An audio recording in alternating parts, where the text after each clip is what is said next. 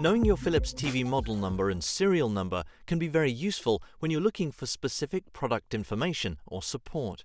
There are two main ways to find these numbers. You can find both your TV model number and serial number on the label which is placed on the back of your TV set. Or another option is to use your remote control and press the following buttons in a fast sequence: 1, 2, 3, 6, 5, 4.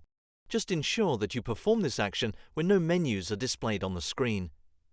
The first line item you will see on the page, set type, corresponds to the model number, and the second one, production code, corresponds to the serial number. You can also check your software version by pressing the down button until you see the current software version of your TV set. To leave the screen, you can simply select Back.